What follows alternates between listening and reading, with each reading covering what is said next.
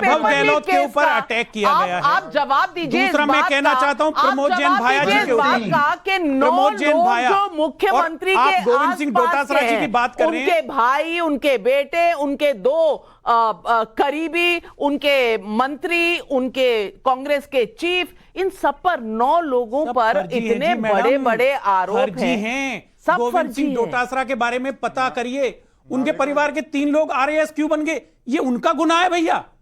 क्या बात कर रहे हो आप? मेरे को तो इश्करण जी, आपने मनीष सिसोदिया के लिए कहा, आप सुप्रीम कोर्ट में बैठते हैं, आपको तो जानकारी होगी सुप्रीम कोर्ट ने क्या कहा मनीष सिसोदिया की बेल पे सुनवाई करते हुए। आप बोल चुके हैं अभी तक ईडी लेकिन ऑर्डर नहीं दिया, ऑर्डर नहीं दिया। यकीन है मनीष सिसोदिया को ऑर्डर नहीं दिया बेल का। इश्करण भंडारी, इश्करण भंडारी 70 साल में उदाहरण नहीं है इश्करण जी। इश्करण भंडारी मैं बैठा हूं यहीं पे आपके सामने। दुष्यंत जी आपने बोल दिया, आपने बोल लिया, मेरी बारी है दुष्यंत भाई, ऑर्डरली हम बोल रहे हैं। मुझे यूजली जब मैं दुष्यंत जी को देखता हूं, वो गरीब की बात करते हैं, किसान की बात करते हैं। मुझे चालाक बोलने से आप तथ्यों से नहीं भाग सकते कि कितनी बारी पेपर लीक हुआ और हर पेपर लीक से कितने गरीब बच्चों का, किसान बच्चों का, मिडिल क्लास बच्चों का, हर वर्ग के बच्चों का कितना नुकसान हुआ है। इससे आप बच नहीं सकते। एग्जाम सेट कौन करता है? राज्य की सरकार। आरपीएससी के मेंबर कौन सेट करता है? राज्य की सरकार। अरेस्ट कौन हो रहे हैं? उनके द्वारा नियुक्त किए गए अफसर जो इन एग्जाम्स को कंडक्ट करते हैं। और आप उसके बाद, एक बारी की बात नहीं है, मैंने तब भी कहा, वैसे तो एक बारी भी बहुत बड़ी बात है, यहां तो 14-15 बारी फेलियर हो गया। उसके बाद भी अब कटघरे में जिस सरकार के अंदर यह फेलियर हुआ उसके ऊपर आप सवाल नहीं उठाते, आप जांच एजेंसी पे सवाल उठाते हैं। राजनीति के लिए कम से कम उन बच्चों का तो सोच लेना चाहिए जिनका भविष्य अंधकार में जा रहा है, क्योंकि वो पढ़ने के बाद, सक्षम होने के बाद एग्जाम नहीं दे पा रहे, क्योंकि कुछ लोग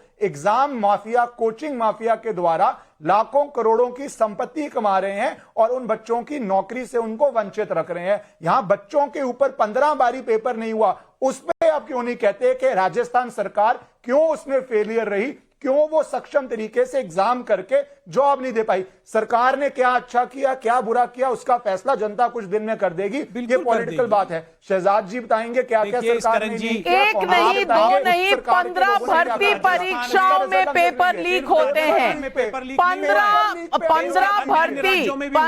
भर्ती परीक्षाओं में पेपर लीक होते हैं और 4 साल लगातार, 4 साल लगातार। और ये कह रहे हैं कि जांच क्यों हो रही है? जांच नहीं होनी चाहिए।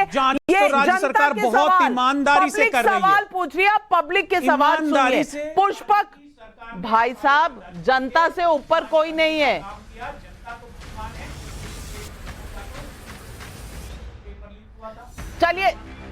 चलिए जनता का सवाल है, ये सवाल भी उठेगा, मैं उठाऊंगी। लेकिन पुष्पक जोशी का इंदौर से सवाल है। गहलोत जी कह रहे हैं कि मोदी सरकार की उल्टी गिनती शुरू हो गई है, लेकिन क्या ईडी को कुत्ता बिल्ली कहना उनकी ही बौखलाहट नहीं दिखा रहा?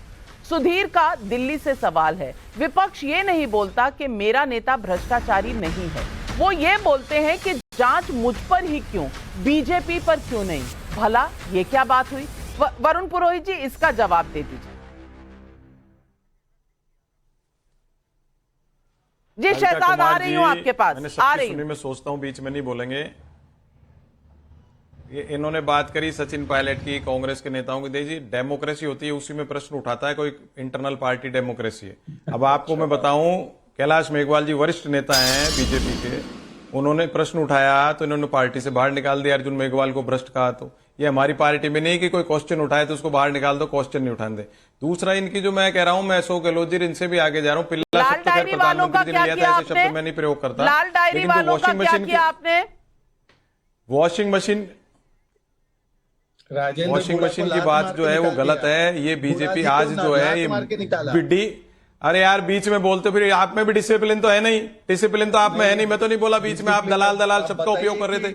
आपकी पार्टी डी कंपनी है, माफिया कंपनी है आपकी पार्टी। 70-70 हजार करोड़ के जो घोटाले करता है उनको आप लेते हो पार्टी में। कैसे ले लेते हो घोटालेबाजों को? आप उनसे वसूली करते हो, इसलिए लेते हो। आप क्यों लेते हो पार्टी में? डी कंपनी है आपकी देश के ऊपर, आप डी कंपनी हो, रूल कर रहे हो देश में माफिया की जैसे, हफ्ता वसूली करते हो इन भ्रष्ट नेताओं से। अजीत पवार को ले लिया आपने, 70,000 करोड़ के आपने आरोप लगाया। प्रधानमंत्री ने खुद नहीं लगाया, दूसरे दिन ले लिया। इसका मतलब आप उनके साथ मिले हुए हो, जो भ्रष्टाचार करता है उससे वसूलियां करते हो। और जहां तक बात है ईडी की कन्विक्शन रेट, उसकी बात में नहीं जा रहा। राजस्थान ने कानून बनाया और आप परीक्षा की बात कर रहे हो। व्यापम घोटाले से लेके मध्य प्रदेश में, उत्तर प्रदेश में कितने पेपर लीक हुए, उसकी बात नहीं करते हो। अगर राजस्थान शहजाद पूनावाला, डायरेक्ट आरोप है, व्यापम के साथ जवाब दीजिए। और आप क्या दिखा रहे हैं?